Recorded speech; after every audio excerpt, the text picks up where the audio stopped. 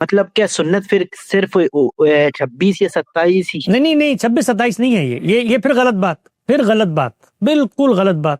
سینکڑوں کی تعداد میں سنتیں کتاب میں موجود ہیں. سر میں خود آپ لوگوں میں سے اٹھا ہوا آدمی ہوں, شرم آتی ہے خدا کی قسم. اب لوگوں میں جاتے ہیں تو وہ مذاق اڑاتے ہیں ہمارا. میں کہوں کہ سنت کو تو ماشاءاللہ سے ہمارے علم نے 4 چیزوں میں تقسیم کر دیا. اتنی بڑی سنتیں تھیں, سنت عادیہ کہہ دیا, سنت ہدا کہہ دیا, یہ تعبدی سنتیں.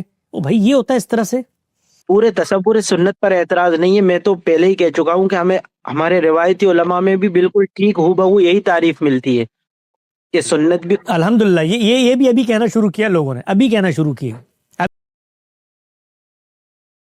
یہاں پر نیکسٹ کالر ہیں ہمارے ساتھ عابد بھائی, وہ اپنا مائک انمیوٹ کر کے سوال کر سکتے ہیں. جی حسن بھائی, ابھی آپ نے قرآن کا جو ذریعہ علم بتایا ہے وہ اجماع اور عملی تواتر کے ذریعے ہم تک پہنچا ہے. اسی طریقے سے آپ کا مطلب ہمارے روایتی علماء کا بھی اور غامدی صاحب بھی سنت کو بھی اسی ذریعہ علم سے کہتے ہیں کہ سنت اور قرآن ایک ہی ذریعہ علم سے ہم تک پہنچا ہے, یعنی اجماع اور عملی تواتر کے ذریعے.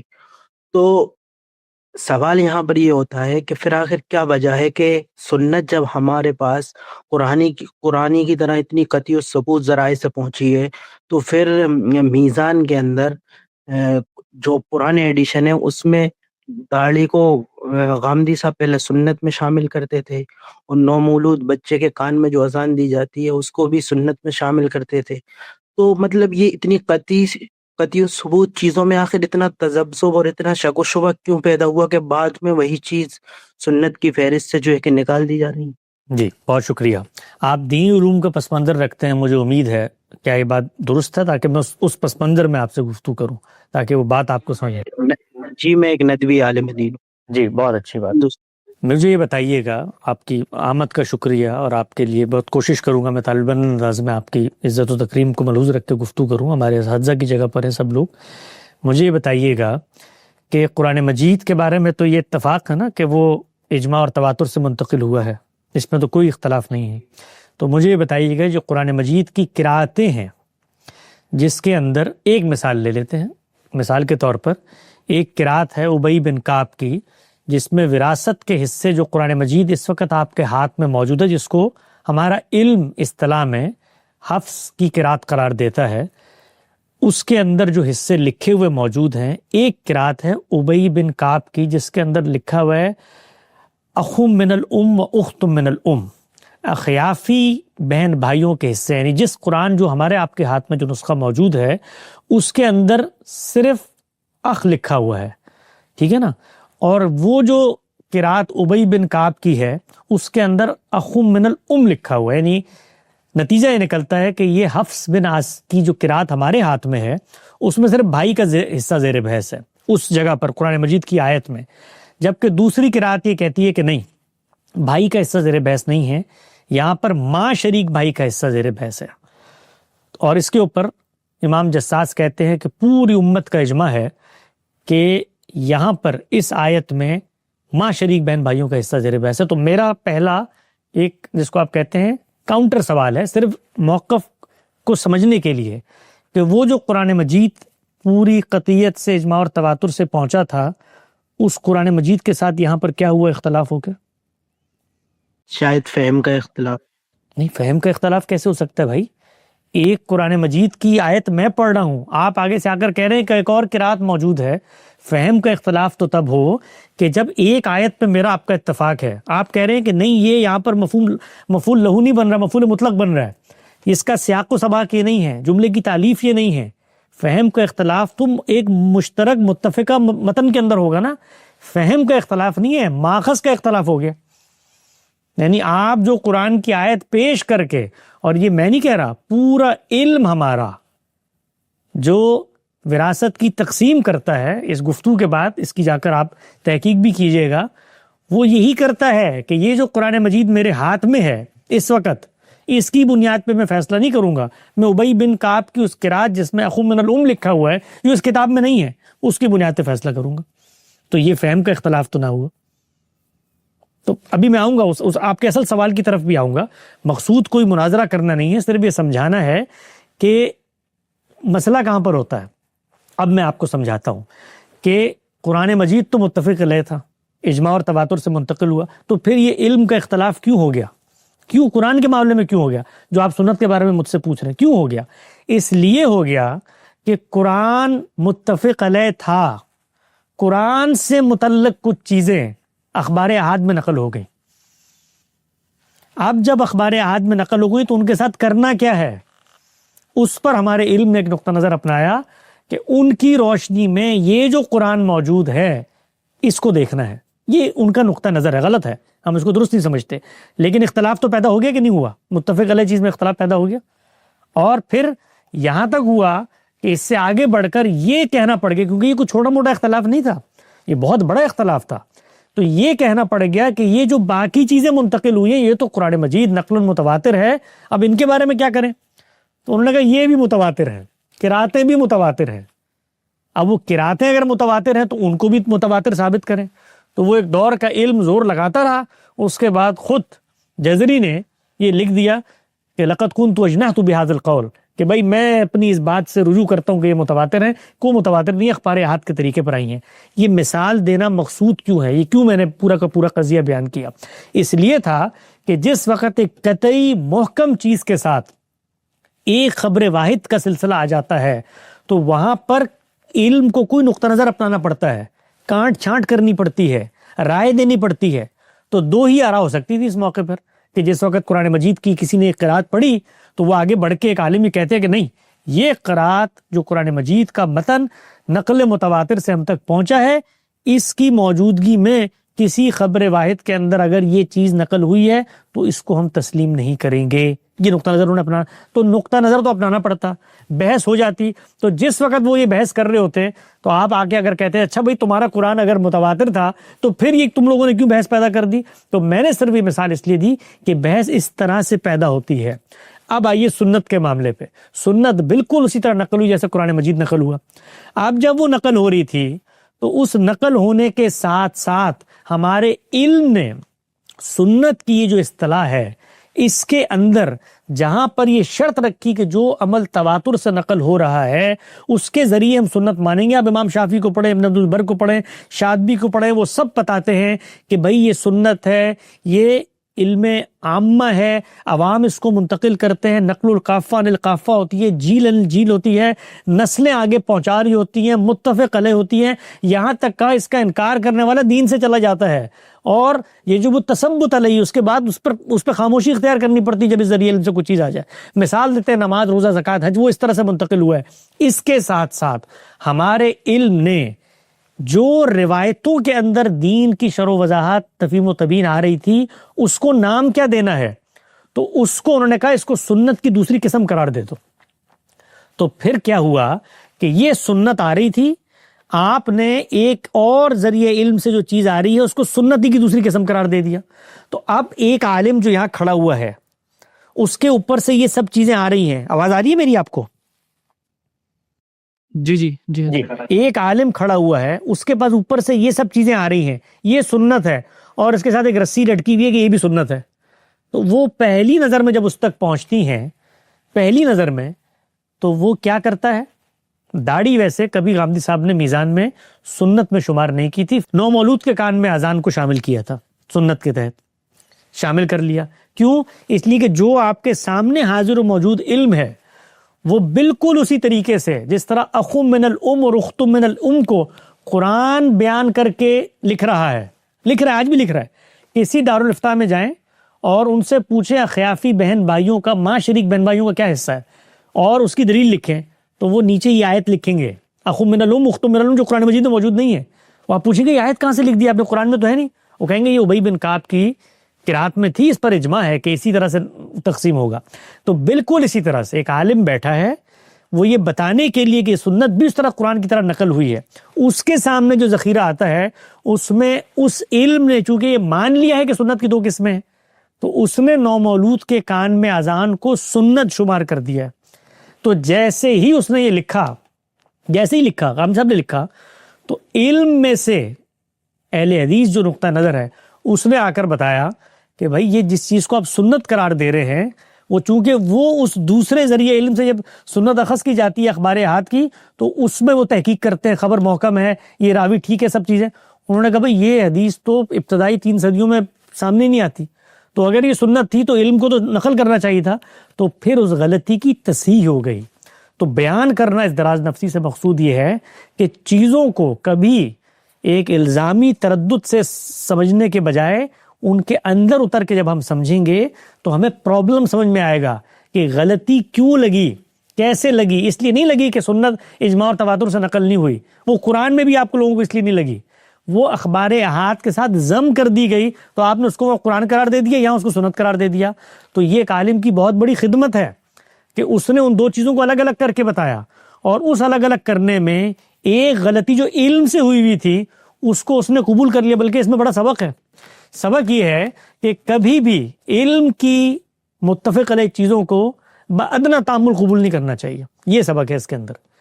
یعنی علماء تو اس میں کبھی کبھی میں دیکھتا ہوں وہ ٹھٹا اڑاتے ہیں، غامدی صاحب کا تمسخر مذاق کرتے ہیں. یہ ایک دفعہ کہتے ہیں سنت اجماع تواتر سے، سنت تو غیر قطعی ذریعے سے منتقل ہوئی ہے. وہ سب چیزیں 4 چیزیں میرے پیچھے میں نے بیان کی کہ یہ مانو حدیث کو، پھر ہم تمہیں کہیں گے حدیث کو سنت کا ماخذ مانو، یہ کرو وہ کرو. اور یہ دیکھو خود اگر یہ محکم ہے تو یہ کیسے غلطی ہو گئی؟ یہ غلطی آپ لوگوں کی وجہ سے ہوئی، کیونکہ آپ لوگوں نے دونوں چیزوں کو ڈسٹنگ کرنے کے بجائے ایک ہی نام دے دیا. تو پھر ہم یہ بتاتے ہیں کہ ان روایات کو یہ نام بھی مت دو، سنت کا نام مت دو. سنت مستقل بالذات ہے، وہ الگ ہے، وہ اجماع اور تواتر سے آتی ہے. یہ اخبار احاد ہے، ان کو بھی ماننا ہے. اس کو کیسے ماننا ہے وہ ہم نے بیان کر دیا. ایسے نہیں ماننا جیسے آپ لوگ کہہ رہے ہیں، ایسے ماننا جیسے ہم نے بیان کیا. تو اس طریقے سے علم کی اغلاط کی آدمی تصحیح کرتا ہے. جی، یہاں سے ایک جزوی سوال اور نکلتا ہے کہ جیسے کہ ہمارے روایتی علماء بھی یہی کہتے ہیں کہ سنت بھی قرآن کی طرح اجماع اور عملی تواتر سے ہم تک پہنچی ہے، لیکن غامدی صاحب نے جو ایک نئی چیز ہمیں ملتی ہے غامدی صاحب کے یہاں، وہ یہ کہ سنت کو آپ نے متعین تعداد میں محدود کر دیا ہے، جبکہ ہمیں پیچھے نہیں ملتا. پیچھے جو ہم پڑھتے ہیں تو جیسے یہ تعریف تو ضرور ملتی ہے کہ قرآن اور قرآن کی عملی تصویر کو سنت کہا جاتا ہے. ایک ایک کر کے چیزوں کو چلتے ہیں. غامدی صاحب نے سنت کی تعداد کو محدود کر دیا، متعین کر دیا. کوئی ایک سنت بتائیے جو اس تعداد کے اندر نہیں پائی جاتی. مطلب میرا کہنے کا نہیں، میرا سوال یہ کہ مطلب کیا سنت پھر صرف 26 یا 27 ہی؟ نہیں 26 27 نہیں ہے. یہ پھر غلط بات، بالکل غلط بات. سینکڑوں کی تعداد میں سنتیں کتاب میں موجود ہیں، 27 عنوانات ہیں.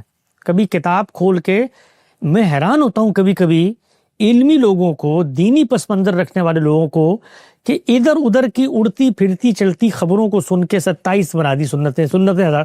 کبھی میزان کتاب کھول کر ہمیں پڑھنے کی، یہ میں کیوں کہتا ہوں؟ اس لیے کہ میں خود آپ لوگوں میں سے اٹھا ہوا آدمی ہوں.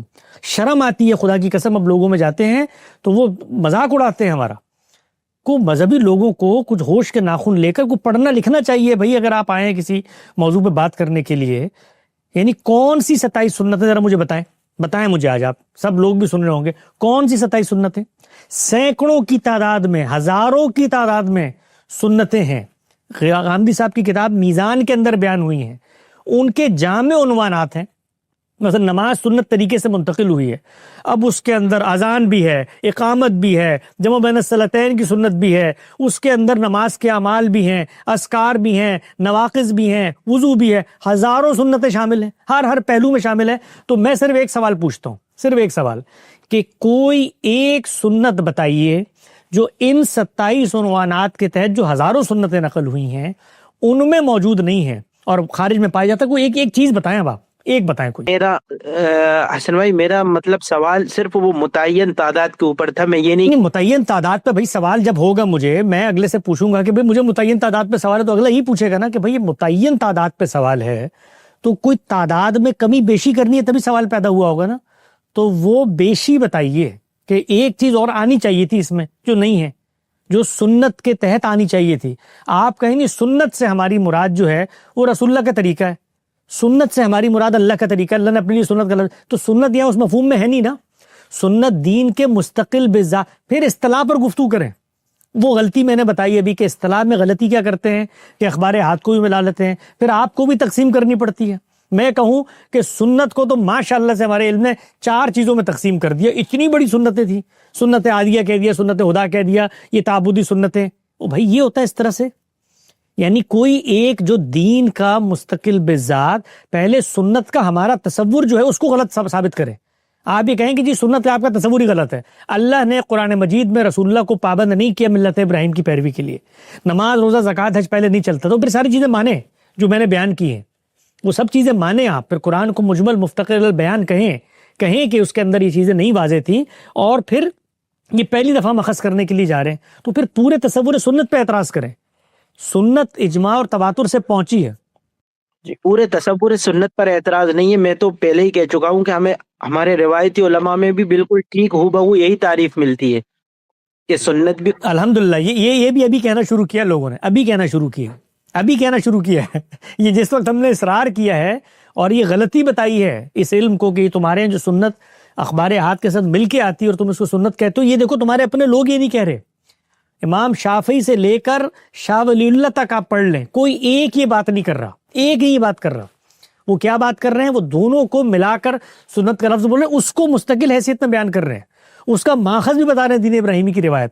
حجت اللہ البالغہ کا 6 باب صرف نکال کے آدمی پڑھ لے, کیونکہ ہمارے یہاں تو علم کی محرومی یہ ہے کہ موجودہ دور کا مذہبی طبقہ اپنے علم سے کٹ چکا ہے.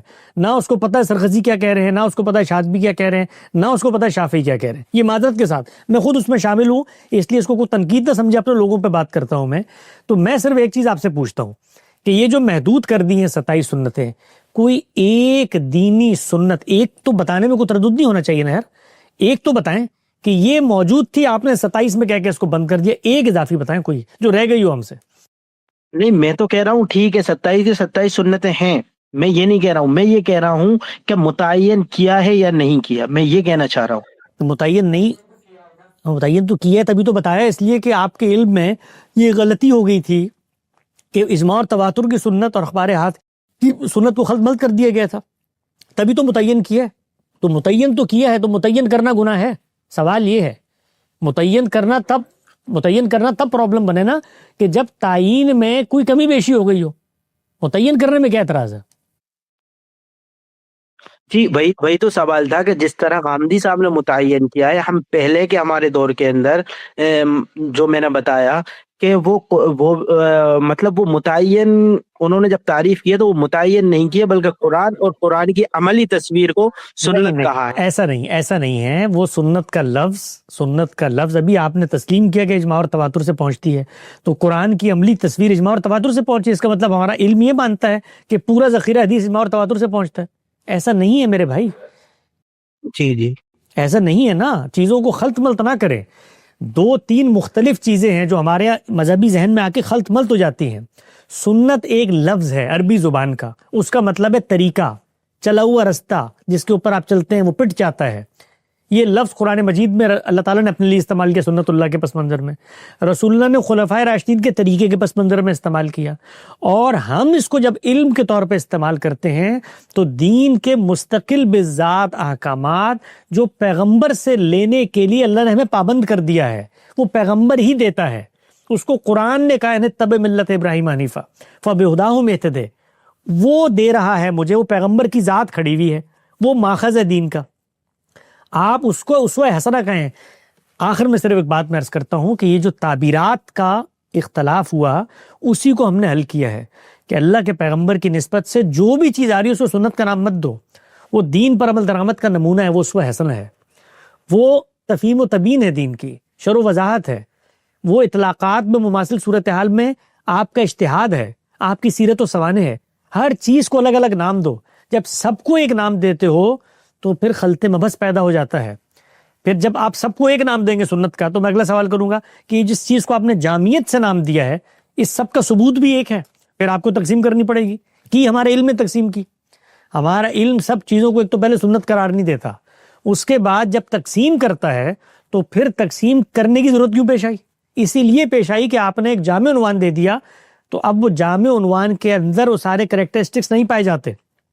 تو لازماً آپ کو تقسیم کرنی ہے. پھر آپ بتائیں گے کہ سنت تو ہوتی ہے, سب چیزیں سنت ہے, ما صدر عن رسول صلی اللہ علیہ وسلم, اور پھر اس کے بعد یہ عادیہ ہیں, یہ ہدا ہیں, یہ آپ نے اپنی بشری حیثیت میں کی, اس کے بعد یہ اخبار احاد سے ملتی ہیں, یہ اجماع اور تواتر سے ملتی ہیں, یہ اس سے نماز روزہ زکوٰۃ حج ملی, یہ خبر روایت سے نہیں ملی. تو یہ تقسیم کرنے کی پھر ضرورت کیوں پیش آئی؟ اسی غلطی کی تو تصحیح کی ہے, یعنی یہ جو پیچھے چلی آ رہی تھی غلطی, اسی کی تو تصحیح کی ہے ایک عالم نے. تو ہمیشہ نئے کام کو بڑا مشکل ہوتا ہے, مجھے اندازہ ہے, میں خود آپ کے پس منظر سے اٹھا ہوا آدمی ہوں, بڑا مشکل ہوتا ہے نئے کام کو پہلے اس کے میرٹ پہ سمجھنا, یہ بڑا مشکل اور کٹھن کام ہے. تو پہلے پرابلم سمجھیں اور پھر اس کو جس نے ریزالو کیا ہے اس سمجھے, اس نے ریزالو کر کے چیزوں کو کیسے اس کی جگہ پہ رکھ دیا ہے, پھر آپ کو اس کی کنٹریبیوشن سمجھ میں آئے گی. اچھا بس ایک چھوٹا سا سوال آگے جاتے ہوئے کہ یہ جو پردہ ہے, پردہ تو بہت سے لوگ اس کو بھی اسی طریقے سے سنت میں شامل کرتے ہیں کہ یہ بھی اجماع اور عملی تواتر سے ہم تک پہنچا ہے, پردے کی پوری روایت. اس کا بیان کہاں ہے, بنا استدلال کیا ہے پردے کی؟ قرآن ہے, حدیث ہے؟ یقیناً حدیث ہی ہے. اچھا, یعنی قرآن مجید نے پردے کے بارے میں کچھ نہیں کہا, حدیث بیان کر رہی ہے کہ پردہ کیا, یہ کہتا ہے ہمارا علم. نہیں, اشارات تو قرآن میں بھی ہیں نا. میں نے ماخذ کی بات پوچھی ہے, اشارات قرآن میں نہیں.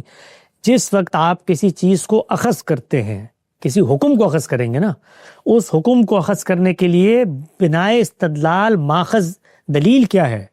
قرآن کی آیت ہے یا اخبار احاد ہے؟ ابتدائی دلیل, پہلی دلیل. ابھی میں اس بحث میں نہیں جا رہا, حدیث نے شرح وضاحت کر دی کیا کیا کیا نہیں کیا, اس میں نہیں جا رہا. یہ بتائیے کہ پردے کے باب میں حکم دیا کہاں گیا ہے؟ کہاں سے مسلمان اخذ کرتے ہیں؟ مسلمان علم کہاں سے اخذ کرتا ہے؟ قرآن مجید سے کرتا ہے. میری آواز آ رہی ہے؟ جی جی جی جی, قرآن مجید سے کرتا ہے. کوئی تفسیر اٹھا لیں, کوئی تفسیر اٹھا لیں, متقدمین کی اٹھا لیں, متاخرین کی اٹھا لیں, دور متوسط کی, ہر آدمی قرآن مجید سے اخذ کرتا ہے. کہاں سے اخذ کرتا ہے؟ 2 صورتیں ان سے کرتا ہے, سورہ نور اور سورہ احزاب, یہاں سے اخذ کرتا ہے. اب وہ اخذ کرنے کے بعد جو حکم قرآن مجید میں لکھا ہوا ہے, ٹھیک ہے نا, اس کی انڈرسٹینڈنگ کا اختلاف ہوگا تو وہ ہم وہاں پر سلجھائیں گے. مثال کے طور پہ اس پر ہی ایک انڈرسٹینڈنگ کا اختلاف پیدا ہو گیا, قرآن میں اختلاف پیدا ہوا. اس وقت حدیث سنت کوئی زیر بحث نہیں ہے, یہ قرآن کا موضوع ہے, قرآن اس میں کارپس ہے. وہیں پر علماء کے مابین اختلاف ہوا. وہ اختلاف ہی ہوا کہ اصل حکم کہاں بیان ہوا ہے, احزاب میں بیان ہوا ہے, سورہ نور میں بیان ہوا ہے, یہ اختلاف ہے. تو اب اس اختلاف پہ آپ دلائل پڑھ لیں. احزاب میں جو ہدایت دی گئی وہ ہم یہ کہتے ہیں خاص صورتحال خاص موقع پہ دی گئی, اور اس میں آخر میں بتا دیا گیا کہ یا رفنا فلا یوزین, تاکہ پہچان میں آ جو اور اذیت نہ دیں, اس لیے وہاں پر جلباب گرانے کا حکم دیا. اصل حکم کہاں ہے؟ سورہ نور کے اندر ہے. اس سورت کو شروع کرتے ہیں تو وہ بیان کرتی ہے سورۃ انزلناہا وفرضناہا, یہ ہم نے نازل کر دی, فرض کر دیا. اس کے اندر مرد اور عورتوں کے اختلاط کی ابتدائی صورتوں سے لے کر آخری صورتوں تک زیر بحث ہیں. اس میں مرد اور عورتوں نے کرنا کیا یہ بیان کر دیا.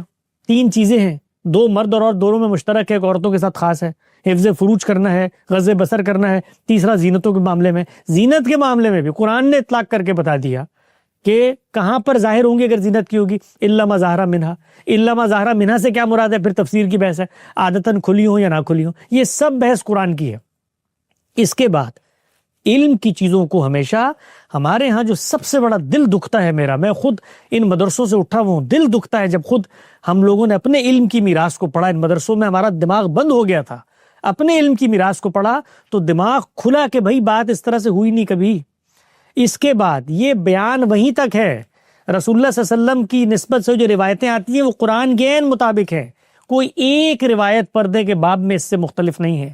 اس کے بعد احناف کے ہاں یہ بحث پیدا ہوئی کہ سدًا للذریعہ, کیا چہرے کو بھی اس میں شامل کرنا چاہیے یا نہیں کرنا چاہیے. یہ نہ قرآن کی بحث ہے نہ حدیث کی بحث ہے, یہ احناف کی عقلی بحث ہے جو سدًا للذریعہ کے اصول پہ ہوئی. اس پر ہم اپنا نقطہ نظر پیش کرتے ہیں کہ خود قرآن مجید نے اختلاف مرد و زنت کے آداب میں جو چیزیں بیان کی وہ خود سدًا للذریعہ ہیں.